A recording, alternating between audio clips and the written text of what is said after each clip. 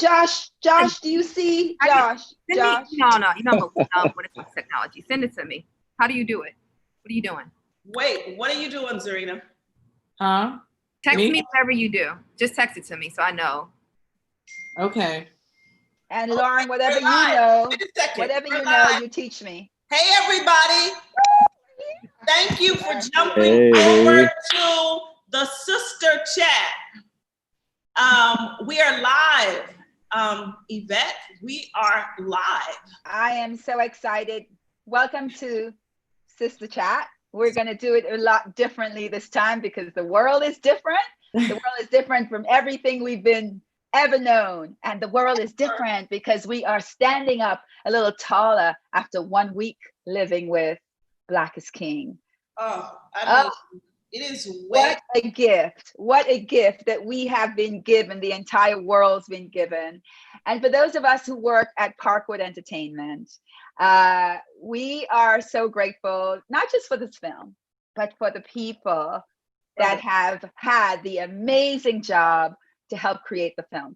And we thought today is the best day to celebrate them. The press has been talking about them. Their mama's been talking about them. Their grandma's been talking about them. But bonus mom, Yvette Noel-Schure, bonus mommy, auntie, Ivy McGregor really want to celebrate. So without any further ado, we want to introduce some amazing people. Zarina Akers. Zarina. I'm trying to post. I'm trying to throw up a post. I know. I'm like looking at my phone. Zarina is the wardrobe designer on Black is King, and Zarina has a second job as being the personal stylist of Miss Beyonce. And Zarina has stopped everyone in their tracks with the fashion of Black is King. We'll get to her in a minute. Thank you for joining us, Zarina. Of course. We just love that. An incredible busy media schedule. So we oh my so God. Much. So I was like, okay, only for y'all while I go and put makeup on again. But you squeezed and made time for us. We are so I'm in. She's such a star. Right. And we also want to introduce Kwesi Fojor. Kwesi is the co-director of Black is King. I'm going to try to say it without crying. He will tell his story. But for those of you who are out there, I don't care what your age is, for those of you who are out there and you have a dream, Kwesi will tell you what happens when you hold on to your dream. 10 years in the making at Parkwood Entertainment, from an intern to the co-director of arguably the greatest film we have seen this year. Right. So happy to welcome co-director. Thank you for being here, Kwesi Fojor. Thank you for that introduction. And also want to introduce, before I get to my bonus daughter, I want to introduce my new bonus son, Joshua Kissy. Joshua is the second unit. The second unit director on the film. He was responsible for a lot of what you see that came out of Ghana. Kwesi and Joshua work very close together. They will talk about that. I have fallen madly, deeply in love with Joshua. He's now part of the family. I'm so proud to wear my t-shirt because I saw it on him and I said, send me that link. I said, send me that link. He sent it, and just a nod to Black-owned everything. He sent me a Black-owned company out of Harlem, New York. In 2 days, I had my shirt. How about that? How about it? We're doing things, people. And then finally on our panel is Lauren Baker. Lauren is many, many things, but she is a producer on the film. She supervised the post-production on the film. She is the one, let's say you're cooking a pie, she puts the last ingredient in the pie. She put the jerk sauce on top of the chicken. That is Lauren Baker. And she became my immediate bonus daughter the second I laid eyes on her. So we are excited to welcome a family here. Ivy, I'm going to turn it over to you to start the conversation. All right. Well, again, I want to say thank you to our kings that are with us, Joshua and Kwesi, and of course the queens, Zarina and Lauren, and to the queen eagle here tonight, Lady Yvette. So I want to start the conversation with Kwesi, and I shared this story with our staff, so people at Parkwood have heard it. But Kwesi and I go way back to Houston, Texas, to Music World Entertainment, and Kwesi was an intern, and I had the extreme honor of creating a summer program, and I created the internship. And Kwesi was that intern that just did not want to leave. He was just like, I'm not going. And so the internship ended and he was like, no, I'm not going. And so at that time, the executive director was like, well, find something for the kid to do because he's not going. And fast forward years later, we connect up again back when Mrs. Carter starts Parkwood Entertainment. And he still had this eye of a tiger. You just knew that great things were coming from Kwesi. And so my heart, I get all emotional when I think about it. And I called Kwesi the other day and we had our moment of conversation because I just remembered the kid that said, it's not over. And Kwesi, I couldn't be more proud, Yvette and I, as the senior stateswomen at the organization, I couldn't be more proud. Old word for old. Old. I know, but that's a better word for old, right? I think it's We're part of something way bigger. Way bigger. Way bigger, right? So, wow, it's so good to see everybody. It's just amazing.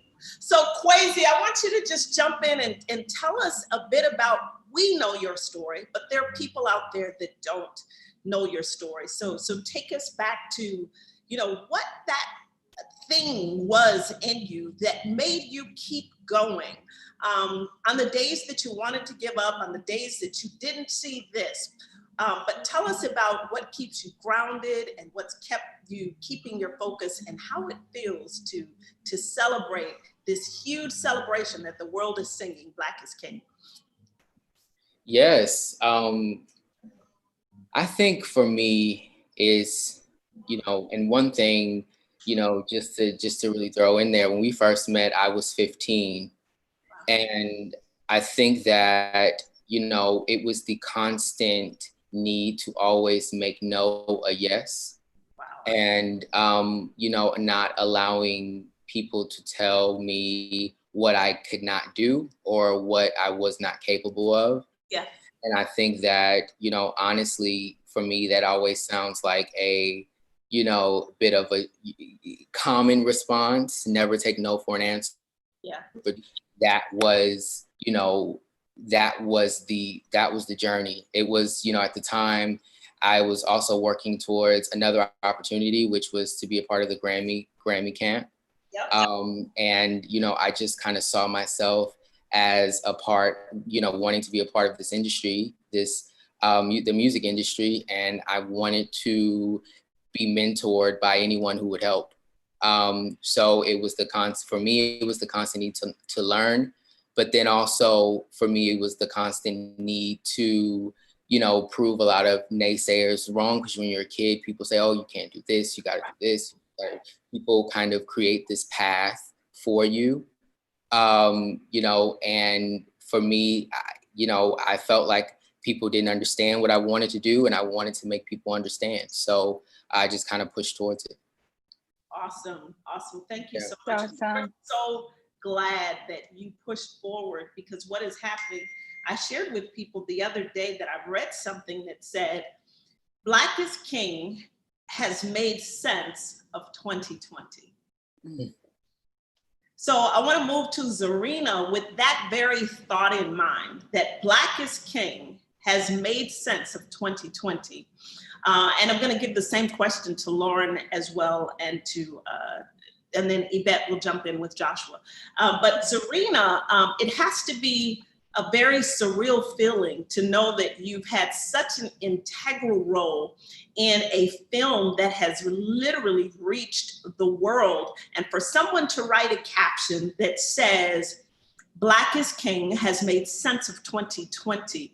I just want to hear your reaction, Zarina, to all of the interviews and everything that's been done and how it makes you feel personally as a Black woman. It's very powerful, you know, like just the kind of the notion that everything truly does happen on God's time, and that we are part of something way bigger.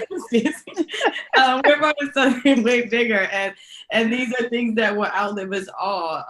As a Black person, you know, it's just to be able to occupy this space, and then as a Black woman to be able to kind of provide representation, you know, for a lot of these young women that want to kind of come up and do something similar, or in whatever they want to do, whether it be, you know, creative, you know, or something else. They, you know, they see that it's possible to really kind of go to the soar to highest heights. Right. This is really quite a large platform that we get to contribute to.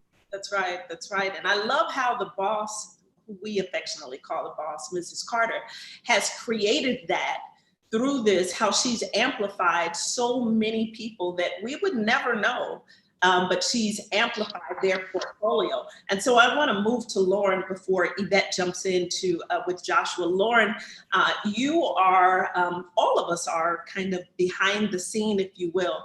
But Lauren, talk a bit about your journey. People have seen Zarina and they've seen Kwesi, but you are a right-hand key integral person in this whole process. Talk to us a bit about your journey and how being a part of something so magical and so mammoth makes you feel. Well, yeah, because I'm the creative producer at Parkwood, so I start from the thought that when the thought comes into her mind, down to the finishing, you know, when it's delivered late at night. So just being a Black woman in that experience is mind-blowing, because especially for me, there's not a lot of Black women I see, especially work in the post world.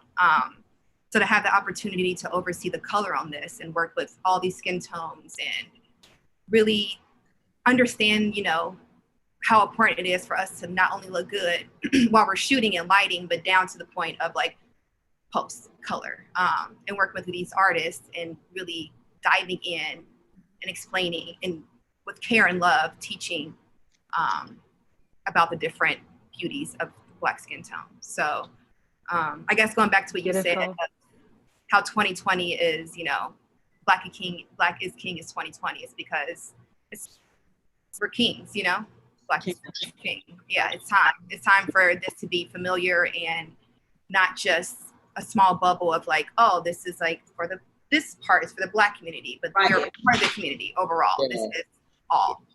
I exactly. agree. I know you didn't, I know I wasn't supposed to answer this question, but I think also, just to add to the conversation, I think what Black is King has a tendency to do to the viewer is console the viewer, and it reminds and reaffirms this thought that, you know, we are a part of something, and we all have an authority, you know, that was set to us and given to us by our ancestors. And I think that sometimes you need, you know, this moment that we're in to be reminded of that. And I think that that's also kind of like when we're living in a time where we don't know what's about to happen. We don't know what's happening in society. We don't know like what's happening within our government. I think, you know, Black is King could help or attribute to us being reminded that, you know, we do have a greater purpose in the midst of everything. So that's right. That's what it does as well. Absolutely. And this is a conversation. Very good. You guys feel free to jump in if something sparks a thought or an idea with you. Yvette, if you want to jump in now with questions. Yeah. First, I just want to explain a couple of things, and then I have a question for Lauren, and then I want to go to Josh. I see some really familiar faces here, and I want to acknowledge them because they're just amazing. Lydia and Tony. Whew, oh my God, good people are here. And Carolina. I'm going to explain the photo behind me and the photo behind Ivy. That's my mom. That's my mom. She's in heaven. And behind Ivy, that's her dad. Her mom's there too. Her mom's very much with us. And that's her dad. The reason for those photos is that we want to celebrate those who came before us, our ancestors. And Black is King makes a very great point about honoring where we come from and the people who came before us. And it honors the thing that is not honored enough in our society, and that's the elders. And so our show today is dedicated to those who came before us. Lauren, one of the most reposted quotes from Black is King comes from writer, poet, Yersa Ward Daly. And it says, "We have always been wonderful. I see us reflected in the world's most heavenly things. We were beauty before they knew what beauty was." And before the film came out, that part where that young lady is walking, that I kept saying is my favorite, because her dress reminded me of dresses that we wore when I was growing up in the Caribbean. And her purposeful walk is of somebody who knows who they are, that they looked into mirrors before and saw people that looked like them. You have the task of making sure our skin, as dark or as fair, look the way we want it to look. That we don't look gray, that we don't look ashy. Don't look ashy, we don't look orange. We don't look orange, you know? I was saying to you earlier today that years ago, my job to pitch Destiny's Child for covers and features meant going to sets where nobody looked like them. And we were at the mercy of some very bad photos. Between Kwesi's sort of overall direction with Mrs. Carter and Zarina's beautiful clothes, you had to focus on skin, you know, make sure people still look good. So I want you to talk about understanding that we knew beauty.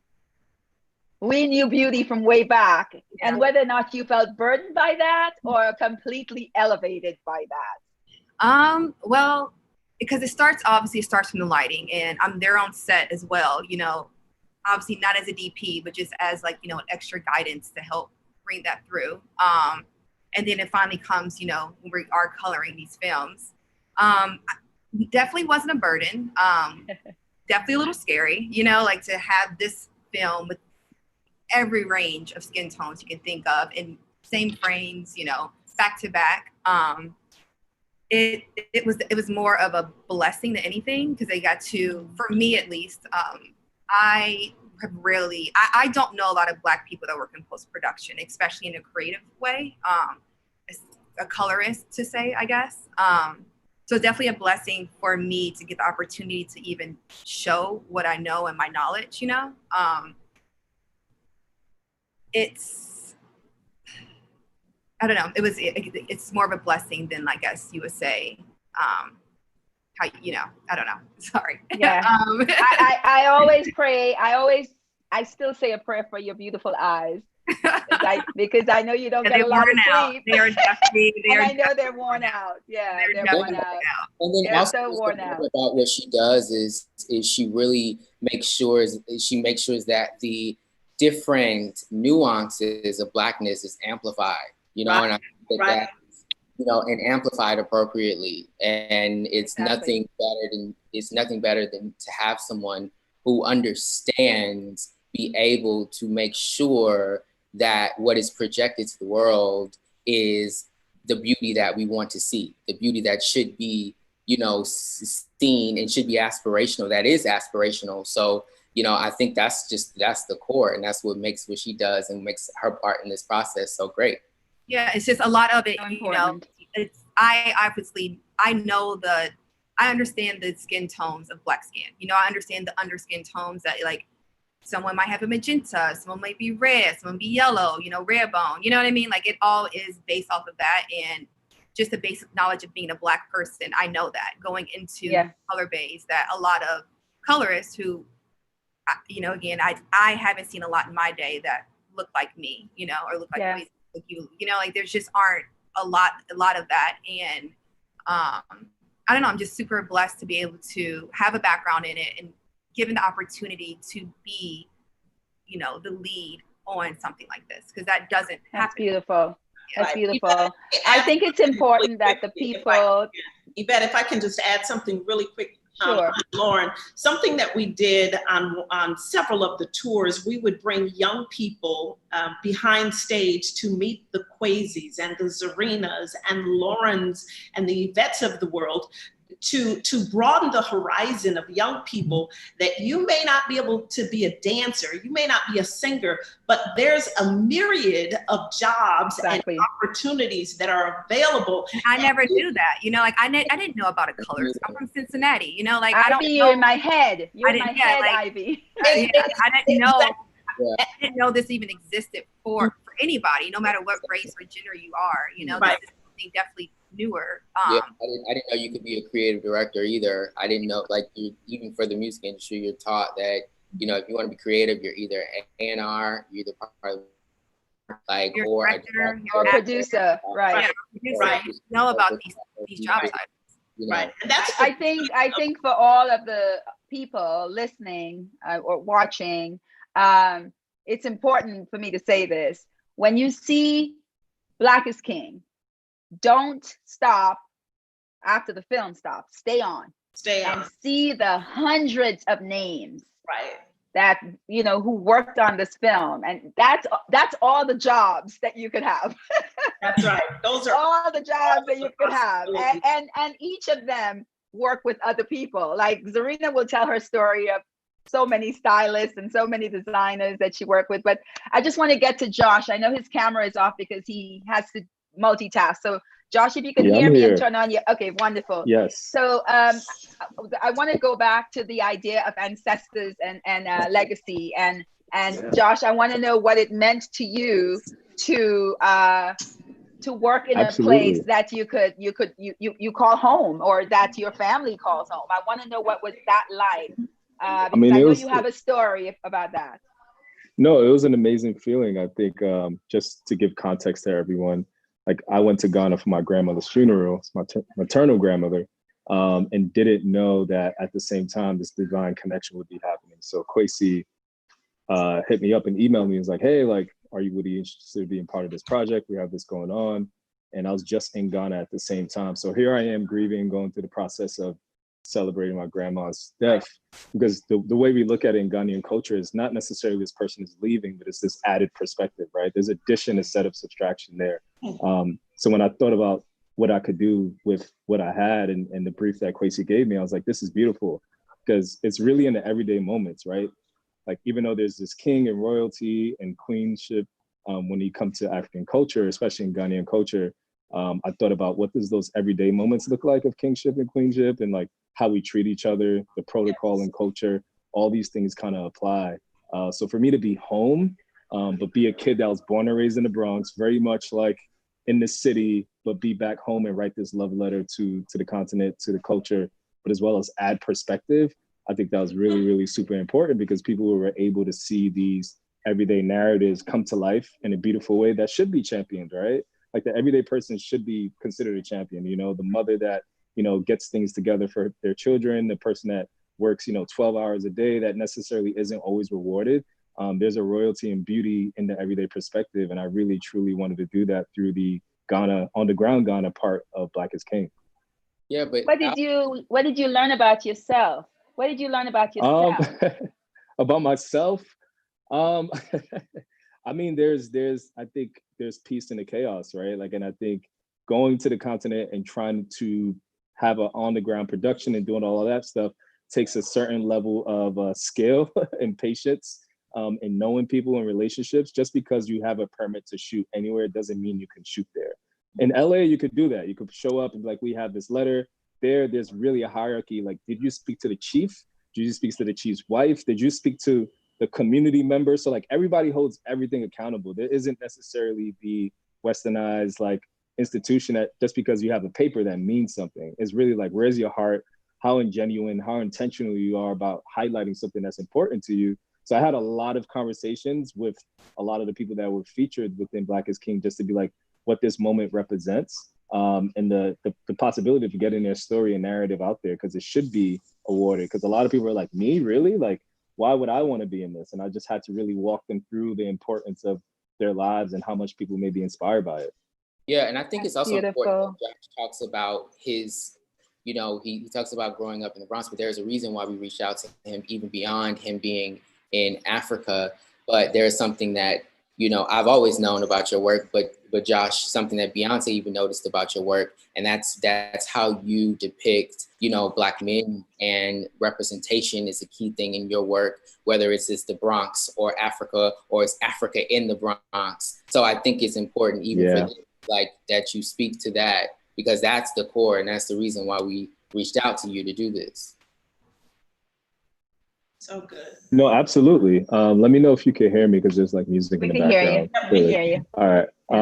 Yeah, I think for the most part, like growing up in the Bronx, there's this perspective that I was balancing both being Ghanaian, but being African American, like being American, but being African. And it was, for me, I was just like, I want to highlight the in-between, right? Like there's this gray area and nuance between our stories and who we are that I found very much a beauty in.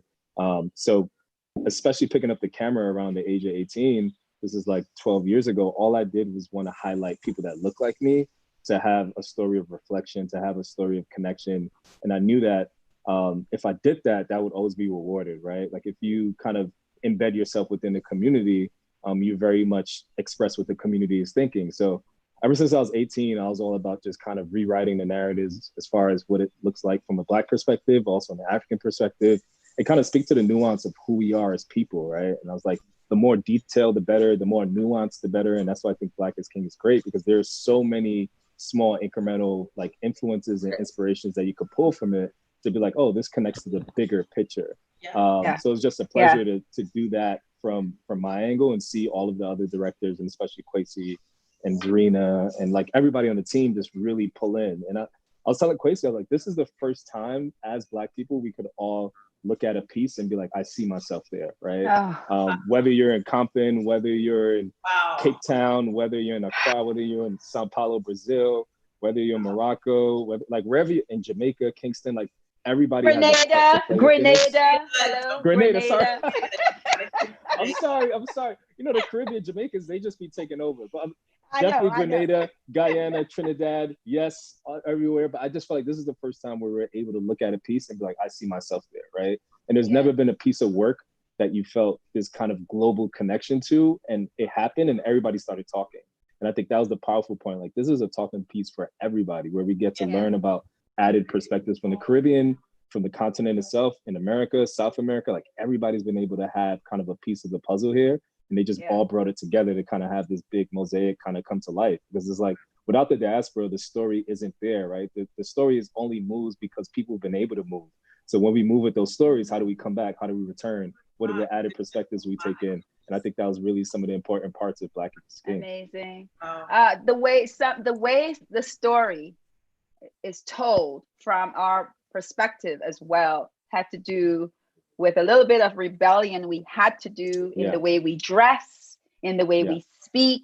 And, you know, there were some things that I don't even know if they were designed by the biggest fashion houses or the new person starting, or if it was, you know, Zarina did it. But I know the one thing that came through for me, I just kept saying, Sunday's best, and how it was so important to Black people to have this presentation of self. Absolutely. And, you know, the monochromatic way that people in the neighborhood dress on a Sunday. And so, Zarina, I want to talk to you, not so much about, you know, because it's all been written, your amazing eye for fashion and all of what you've done. But I want to understand the stories that you saw in the neighborhoods growing up, where you live, your family, all of that brought that sensibility to you beyond fashion to capture what it is about Black people that we do when we present ourselves to the world. So good. I think there's a combination of things, you know, there's a combination of having Nigerian friends and them and us growing up and then me attending their weddings and this sort of whole side of the family all dressed practically in the same, you know, fabric and everything's custom made all in the same fabrics to, you know, being in high school and sewing and, you know, creating and reconstructing garments. Taking jeans and making them into long skirts with trains and having that sort of fantasy in my own world. I've been trying to kind of get back to that, like to that just creating for fun, you know, without all the pressure, without something, just really making beautiful things and things that I'm proud of, you know, and things that sort of make me happy in the way. And I found that that's when I make my best work, you know, is when I just kind of let go of all the pressures to create this sort of art that is to be received. You know, when you just make it, you know, just make something and then, you know, allow people to kind of put it in maybe more of an artistic or fashion forward category. But it's about, you know, a combination of like pleasing the client and sort of pleasing myself, that I don't put out anything that is that I don't see it for, because I noticed that, you know, that when I'm doing things and if I'm uneasy about it, then that says a lot, you know, and it's wanting to put forward my best work and work that I'm proud of. Yeah. So growing up, my grandmother taught me how to sew. So I would be keeping her up late nights on the sewing machine, you know, and she woke up at 5 a.m. to go to work. You know, so it's sort of this kind of combination of things. When you leave home, I feel like you go out into the world and you're taking those things with you. But when you come back, and I was one of very few people in my family to leave home and to like actually move away from home. And when you come back, you bring those parts of the world back. And it's this sort of exchange between where you're from and where you're going, you know, and then where you've been and bringing it back and sharing it. Has your grandmother seen the film? Has your grandma? Not yet. You know, we want to know. We want to know what she said. She's like, they didn't put it on, and then I went out. She's like, she'll watch it. She's like, but I seen everything on Facebook. You know? Right. Oh, you haven't seen it yet, Grandma. You know, something Serena said that you know, you go out and you come back and you bring that, you know, and there's in the word of scripture, there's a scripture that says all things work together for our good.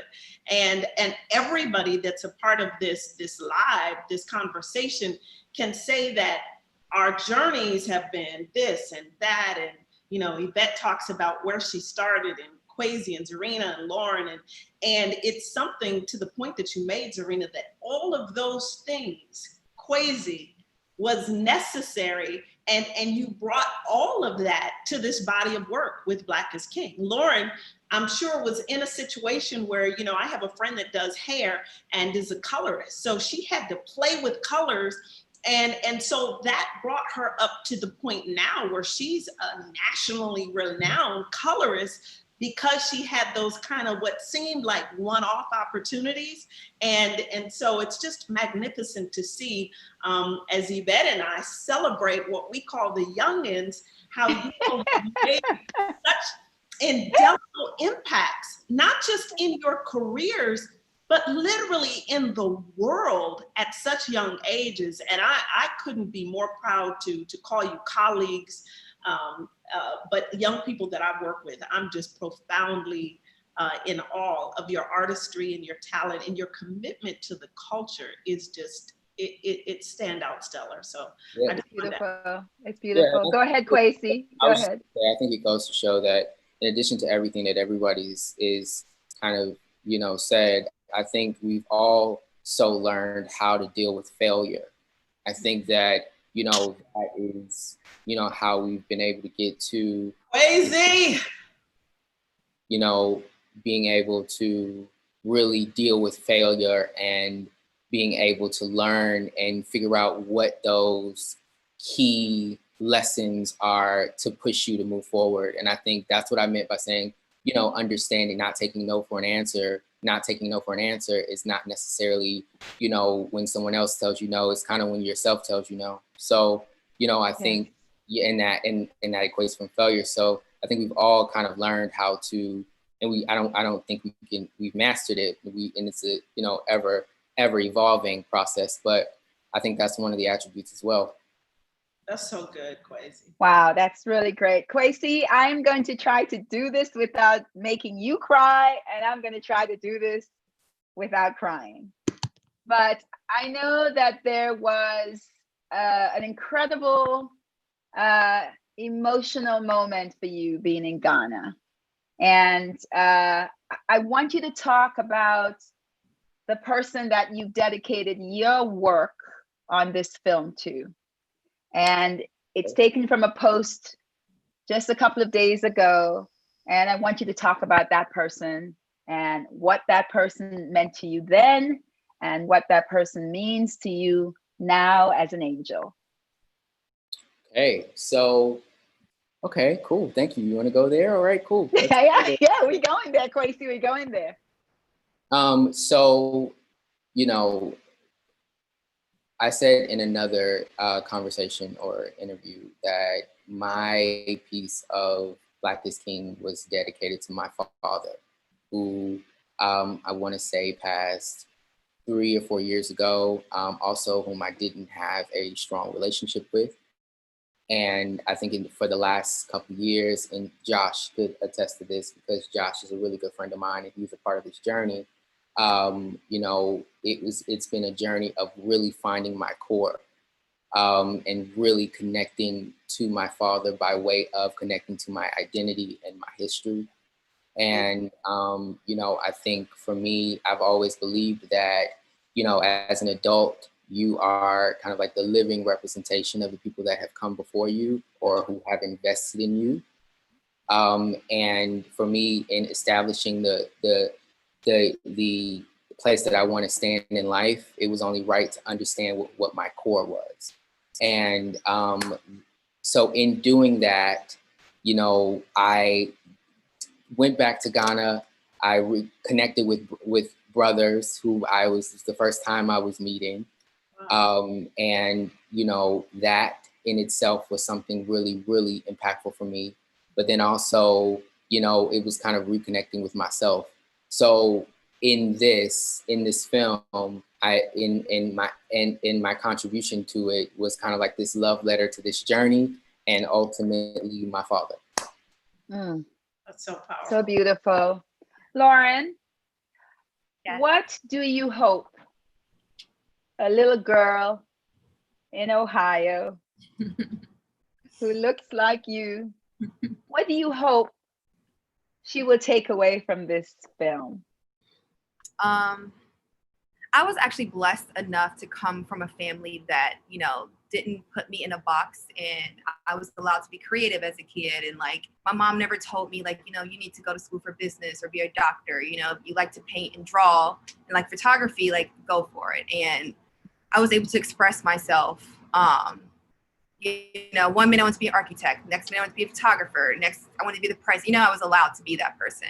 And hopefully a lot of other, you know, Black and brown kids out there get to express that as a child, which I know has a lot to do with where I'm at today. So, but going back to your question, keep dreaming, you know, no matter what anyone says you can or can't be. And it really doesn't matter where you come from, what you look like, to do what you want to do, as long as you believe in yourself. And going back to what Kwesi was saying, you know, like the failure, not the failure that people are saying you're going to do, but the failure that you put on yourself already. And from, you know, a kid to an adult, disregard that.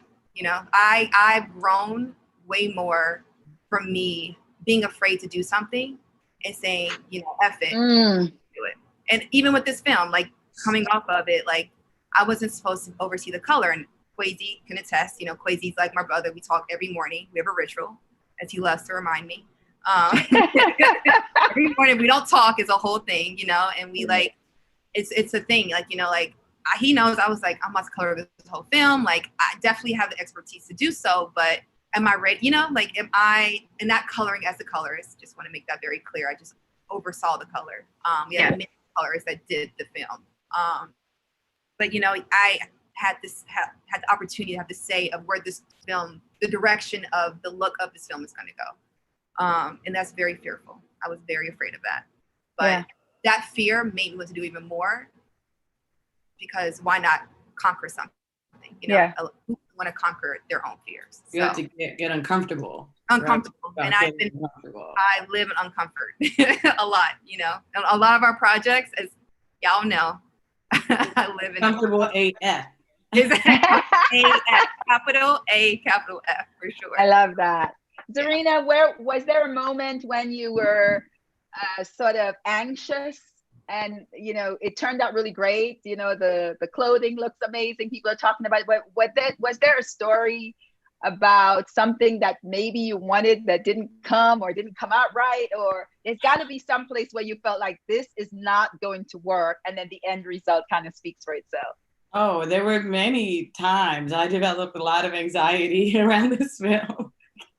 I think every day was a new challenge. You know, every day we shot, there was a new sort of wardrobe challenge that we had to conquer or overcome. I'd say one of the craziest days is on the way to set. I got a flat tire and I was late to set. And my I remember that day. I remember that day. And the shoot had to start sort of without me. Thankfully, her first look was there. She had it. It's fine. But all of the wardrobe, so there was no one there to unpack the wardrobe essentially. And we had this huge scene that day, which was the chess scene, I believe. And that was a hard one to get through, you know, and trying to kind of get it all in and get it done in time. And the dress originally for that one, that wasn't the original dress. The dress didn't show up in time for the shot. So it showed up maybe 30 minutes. Remind people of the dress you're talking about, the white one. The white dress and on the chess scene, the one that Beyonce wears, the queen dress. There was another dress slated for that didn't make it in time. So we just had to kind of figure it out. And, you know, and I think it worked. It's fine. You kind of, you know, it's not something that I regret in the end. I think the shot still works. So.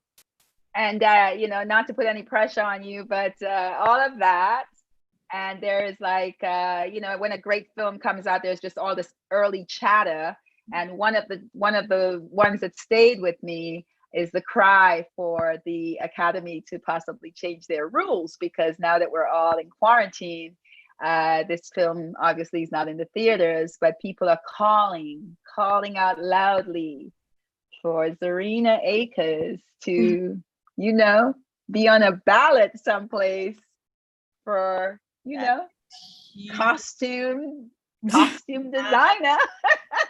Oh, Zarina. Hey, I want to jump into Yvette. We've got a number of questions, so I just want to pitch some of the questions that are coming in for you all. Ivy, just let me tell you, if there is one for Lauren, let's let her answer that first, because we're going to lose Lauren in about probably 3 minutes. Okay, perfect. 5 minutes. 5 minutes. 5 minutes. All right. Oh man, there are so many questions. Lauren, we'll shoot this to you. What inspired the selection of locations in the making of Black is King? I know this is a Kwesi or anybody on there, but what inspired the selection of the locations in the making of Black is King? See, I'm gonna have to give that one to Kwesi. Okay. Yeah, I'm gonna give that one exactly. Kwesi does that one a little bit more Kwesi's like. I think there's another one that you could answer too. They asked how long did it take for it to complete, because the completion process is, you know, ends with you. So you could answer that one. Well, we started the post on this, or I want to say really truly got into it like December, January. But obviously with the pandemic that hit in the middle, it took us quite a bit of time. I'm gonna say the finishing of this took about 5 to 6 months.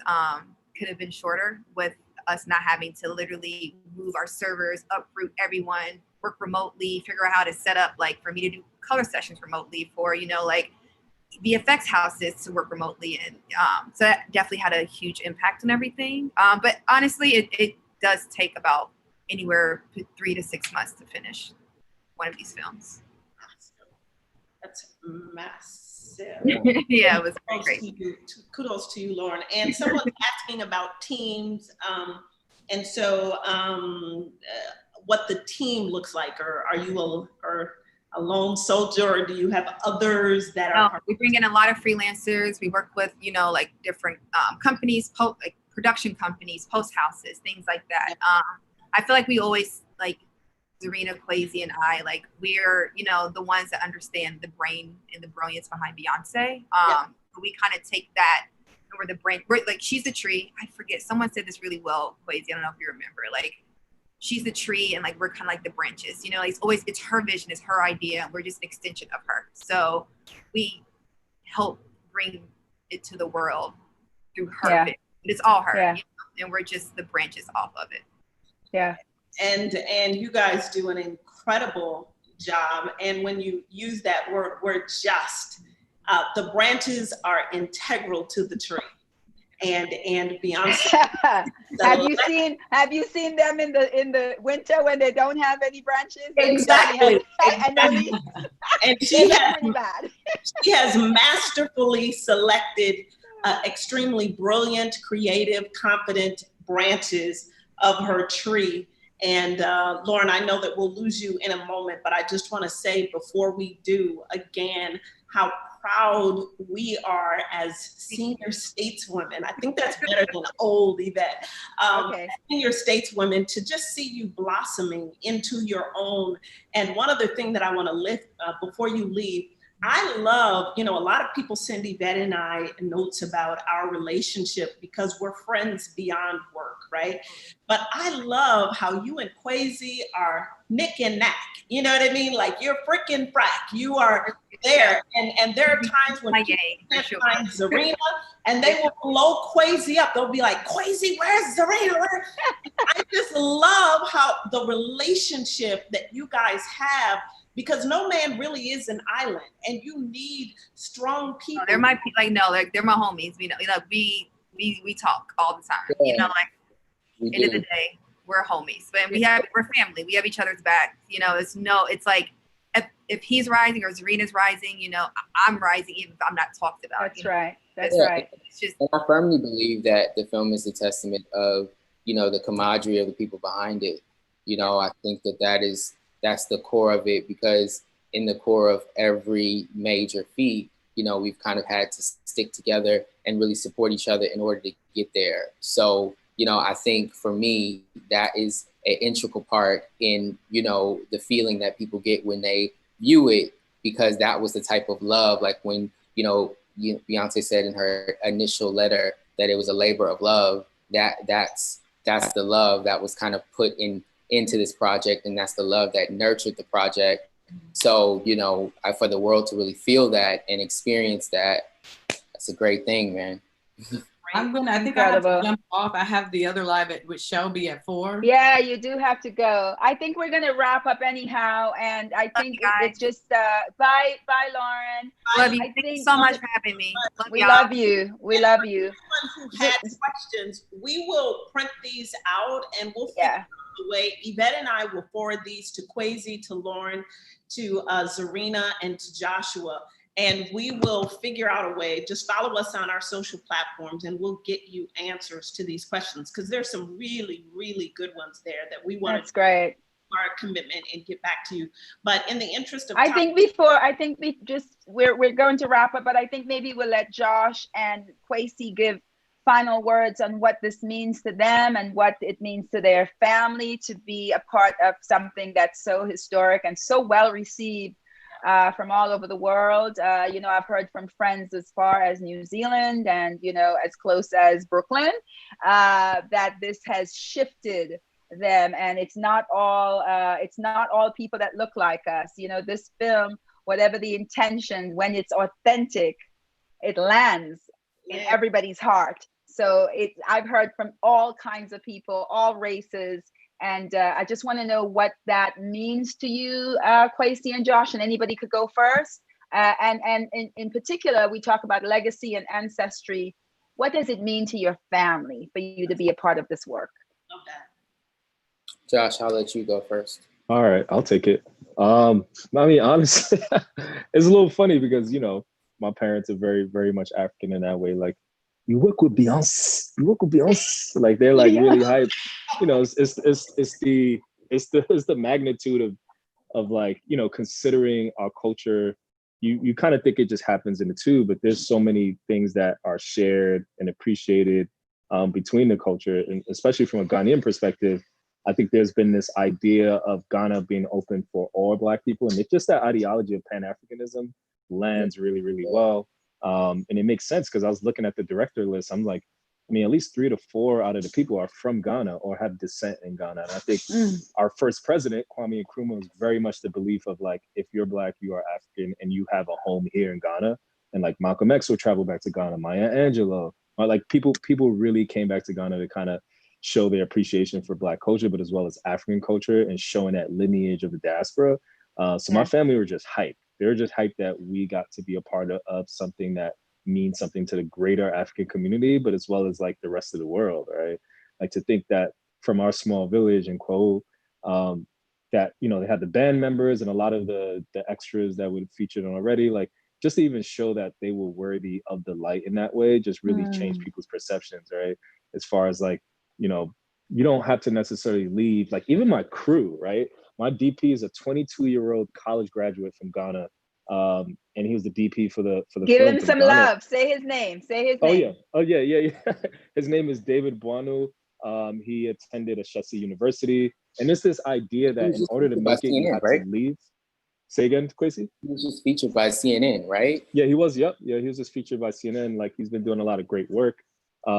And there's this ideology that you have to leave Africa in order to make it, in order to be great, in order to do things. And the fact that he's a DP, 22 years old, and was able to be a part of this film in a large way was amazing, because it shows that you don't necessarily have to leave to make it, right? Like home is home, right? It's all about showing the perspective, making the relationships, but your work and value is consistent. So I just love the fact that through Beyonce, through Kwesi, and them entrusted in me, I was able to open up the opportunities for other on-the-ground creatives in Ghana, born and raised, you know what I mean? Because for me, I get to come in and out, right? Like I have the liberty and privilege and kind of to do that. But for some people, they're born and raised there. So it's like, how do we build up that stake? How do we build up that infrastructure for a 22-year-old cinematographer on the ground in Ghana to be a part of something so large like this? Just literally changed his life overnight. And he called me and he was just crying and just be like, man, I don't know why I was chosen. I just felt like, you know, I was just doing what I was passionate about, and now here I am, and I want to continue to make films in Africa. I want to continue to tell these stories. So it's like, it's such an important piece for everybody, familial and non-familial. Like we are a greater family now because of Black is King. Oh, bravo, bravo. That was so well said. Beautiful. Kwesi. Thank you.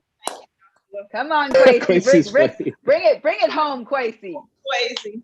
I think Josh spoke on this, but for me, you know, and Josh is very, very familiar with this, but, you know, when I think about Black is King, I think of the idea of Sankofa, right? And there's a definition of Sankofa that really stuck with me. And this is kind of where I'm going to end. And, you know, it says it expresses the importance of reaching back to knowledge gained in the past and bringing it into the present in order to make positive progress. And for me, that's what Black is King stands for. Oh, Kwesi. That was beautiful. I just wanted to say one last thing, and then I'm going to turn it over for my sister to close us out.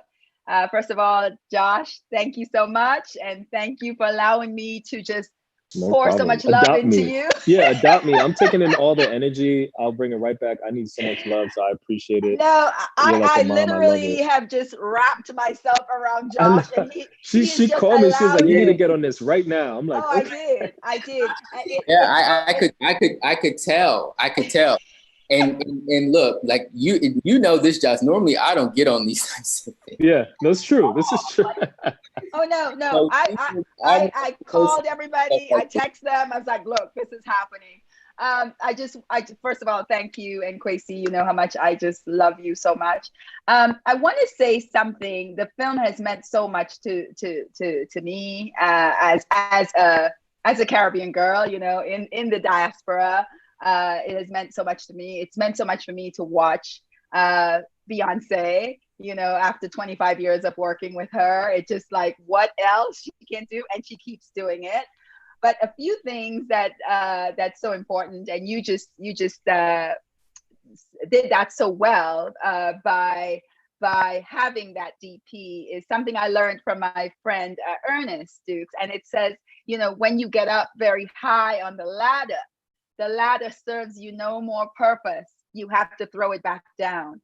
And this film so exemplifies the ladder being thrown down, from Beyonce to the former intern, Kwesi, you to David. All of these things are so, but what it really says is that this film is about community. It's about community. It's about a group. It's celebrating what we know is the essence of Black people. It's the villages, it's the communities, that's what we are. Reminding us what we've always known. Reminding us, yes. And I just want to say finally that there is a very subtle love story towards the end of Black is King, that there are some of us around the world were connected to this angel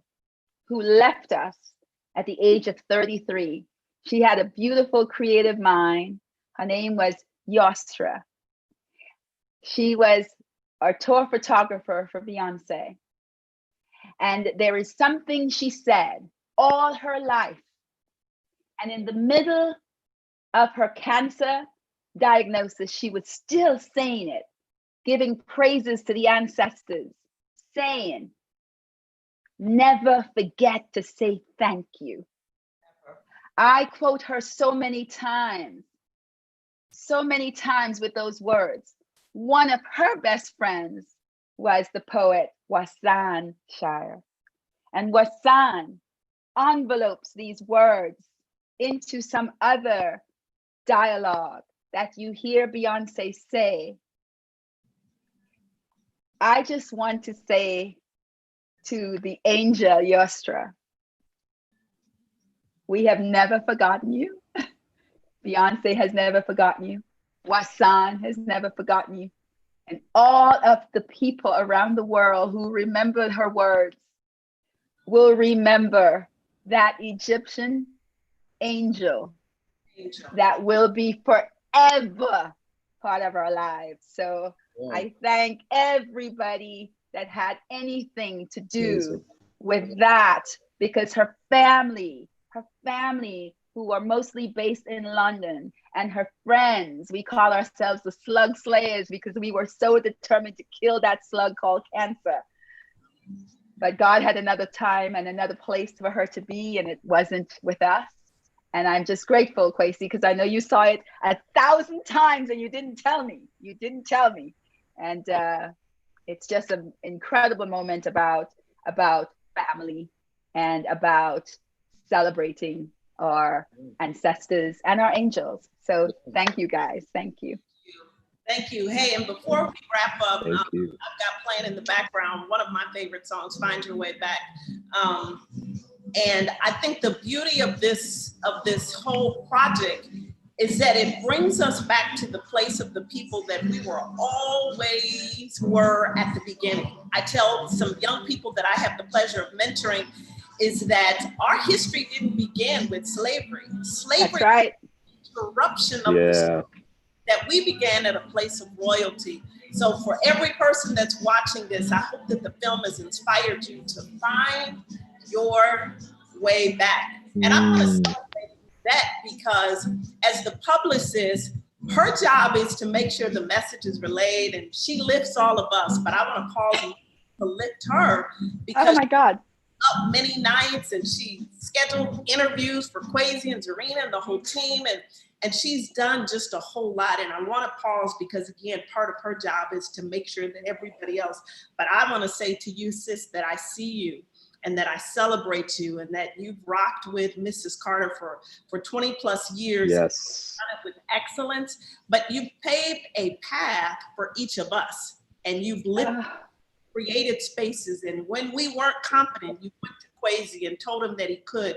And you told me that I could. And you did the same thing for Lauren and Zarina and Joshua and so many others. So while we celebrate our young brothers and sisters, many times they wouldn't even have the confidence if there weren't an Yvette Noel-Schure. Seriously. And you know, yes. I won't say it's she, you know, even for me, when I was at the time when I was an intern, I would pass out my resumes in the office.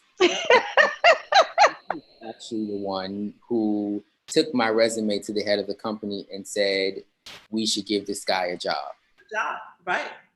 So, you know, she has, you know, you have created such a lane and such a space for us to thrive. So, thank you. And I just wanted to end this Thank you to you for doing what you do with excellence, with perseverance, with such a wall of defense, of course, for our boss. And so I salute you. I had the small role to work with Zarina in curating businesses that we added to the Black Parade list as part of our release of Launch is King. And it's been so delightful to see so many businesses rise, which is such Mrs. Carter's heartbeat that we rise together. That's right. That's right. To every person that's watching and that says that. Josh, what's the name? Wait, Ivy, what's the name of this company? Afroconic? No, but the name of the company. Josh, what's the designer himself or the name of it? Yeah, the designer. Kwesi Kessie? Kwesi Kessie. Look at that. Yeah. His name is Kwesi It's Kessie. me and Kwesi put together. Yeah. I know. No. He's a stylist out of Harlem, New York, and a designer, Kwesi Kessie. You could get it on Instagram. And this feels like velvet, like the leathers no, are it's so high raised quality. and they're so good. They're so good. Where's mine? We're gonna have to order you one. I'll do that. We'll get I'll do you that. one, I'll do Miss that Ivy. for sure. So to everybody watching, we just hope that you're inspired, that you find your way back, that you know that you lift up and know that you've got power, and that you've got the keys to the kingdom. That is king. So to every queen, every king that's watching, we love you, we support you, we're excited for you, and we could not end this session without honoring the queen herself. To Beyonce Knowles Carter for using her platform to lift a generation, to lift a culture. We salute you. We thank you for allowing us to be a part of your dream and your vision. We're better because the world has had you in it. So we love you much. Thank you, Josh. Thank you, Josh. Thank you, Kwesi, for hanging out with us. And Yvette, you know I love you, sis. We'll do it again. Thank you, guys. Thank you. And let's not end without thanking Keenan behind the scenes. Yes, he Keenan. made it Thank happen. you, Keenan. This is so beautiful. And of course, our queens that already jumped off, Zarina and Lauren and all of the queens. We love you guys. Keep doing what you're doing, Kwesi. We're so proud of you. Josh, keep doing proud. So Thank proud. You. Bye-bye. Bye. Have a good one. Take care.